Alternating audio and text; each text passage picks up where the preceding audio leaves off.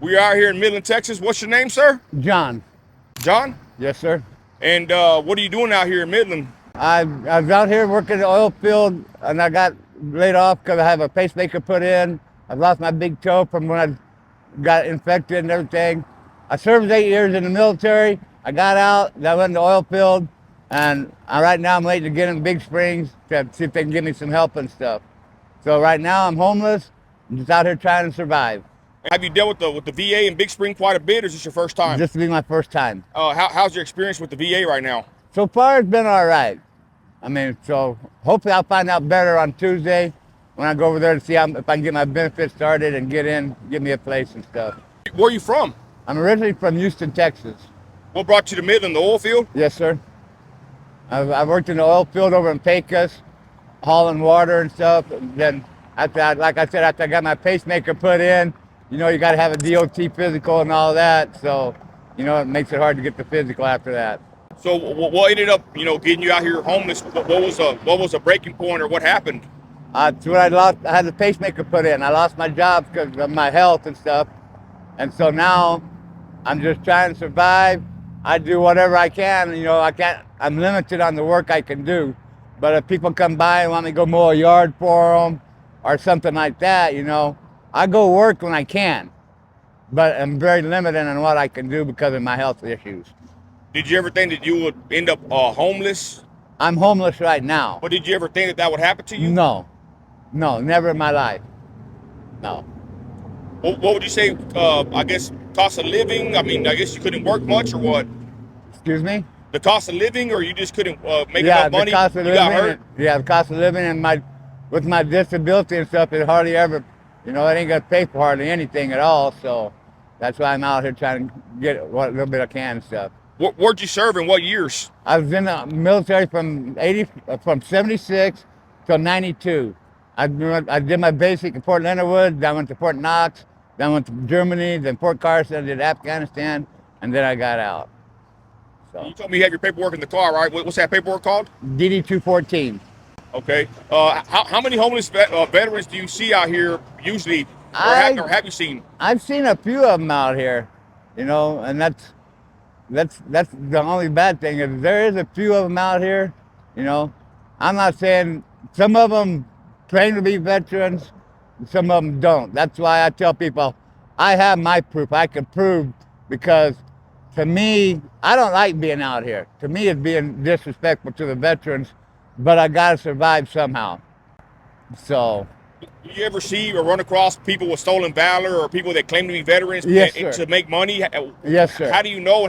How can someone spot them? Or you got any tips for us? Well, what I do is when I see a guy that does flying a veteran sign, and how you can tell if they're really a veteran or if they know what they're talking about, just ask them if they have a dog tag or DD 214 or some kind of proof. And 9 times out of 10, they'll ask you what a dog tag is or a DD 214. So that right there tells you that they don't know what they're talking about. So right now you're waiting for the VA in Big Spring. What's the update on that? Well, you don't know how long it's going to take? No, I go there Tuesday to do my first intake and then see how long it takes after that. And for being a homeless veteran in Midland, where do you go, or how's your day when you start? What do you end up doing, and where do you end up staying? Basically, I just come out and try to make a few dollars, and then I just go stay wherever. I stay out at the truck stop a lot because they have showers out there. So I can take showers. They let me take showers out there and everything. So I kind of have a little shelter out there that I stay at. So, yeah. And do you ever go like the Salvation Army or the soup kitchens or anything like that to get food? I go to the soup kitchen to eat and stuff. And you say you're from Houston, Texas? Yes, sir. And you ended up working out here in the oil field, and now you're homeless, correct? Yes, sir. What do you think about the current state of affairs with America and Iran and all that? What are your thoughts on the war? I don't agree. I don't like it. If I could go back in, I would. Because, I mean, this country's getting messed up. We need to get it back in order where it was. So, but yeah, Trump's working on it, but, he can't do everything. He's got to have people help him. And what are your overall thoughts, if anybody's watching, about the homeless population in Midland? I mean, we see a lot of them out there on Florida Street at the breaking bread. There's police around a lot. a lot of people say they need to work, and they're they're heavy on substances, and some people will even call them a nuisance. Do you think the homeless population in Midland are dangerous, or do you think that we should be alarmed by the people that are homeless in this area? I think you should just use good judgment, because there is some people out there that do come out and do this just to get their money and stuff like that. But for the most part, most of them are pretty decent. They're just trying to survive. You know, they're not out here beating on windows or beating on doors and threatening people. You know, we're just out here trying to survive. Is all we're trying to do. Is this the only place you've been homeless at in Midland, or anywhere else? No, just here in Midland. And but what was it? What was a day like the first day that you realized or became homeless? Horrible. I didn't know what I was gonna do. I often thought many times, like, you know, why live? Why live? You know, there was a couple times I really contemplated on myself, because it's hard out here. People think it's not, because I was like, oh, you ain't got nothing to worry about. You ain't got no bills. You ain't got to worry about this. You got to worry about where you're gonna get a shower. You got to worry about you're gonna get your next meal. I mean, it's really hard out here. So. Do you ever have problems with police or anybody harassing you for panhandling out here in the city? No, because I checked with the city before I ever started doing this to see if it was legal, where it was legal, and stuff like that. So no, I've never had no problems with. And where'd the city tell you it was legal at? As long as you don't walk out into the roadway, as long as you stay on the sidewalk, you can't walk out across traffic. So as long as you can't walk out like in the middle over there. You can't work out where there's traffic. You got to be where it's stable. How long do you stay out here asking for money? Usually 2 or 3 hours. Usually if I get enough money to give me something to eat, and then go get me cost me $17 for a shower. So I usually stay out here until I make like $50, and then I leave.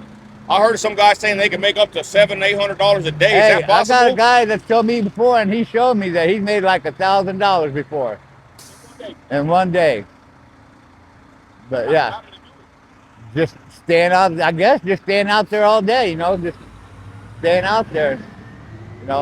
And then there's other people that say they have regulars that come by every day and give them like $10 or $20 every day, because they've been out there and they got to know them and got to know their story and stuff. So they make sure that they get to eat and stuff like that. Do you have any family, kids, wife? No. Never? Well, I did. My mom and dad died, and then my brother, he lives in Houston, and he just kind of disowned me and stuff, and so I'm just out here making it on my own. So. All right, well, I appreciate your time. Thank you for your service. What's your Cash App? As $, John Yarbrough, number 5. Spell it out. That's JOHNYARBROUGH, then the number 5. What will be your final message for anybody watching this in the country, and especially in Midland? Just, help your veterans if you can. Be courteous to people. Just do what you can to help the homeless people. If you have a place for them to get a shower or whatever, be judgmental. You might make the good judgment call before you take someone into your home to give them a shower or something. But at the same time, remember, we're humans just like everybody else. Some of us are out here for a legit reason. Some of us aren't. Like I said, I can prove that I'm a veteran. I have my paperwork to prove it. Just be courteous is all I can say. All right. Thank you for your service. God bless you. Yes, sir. God bless you guys.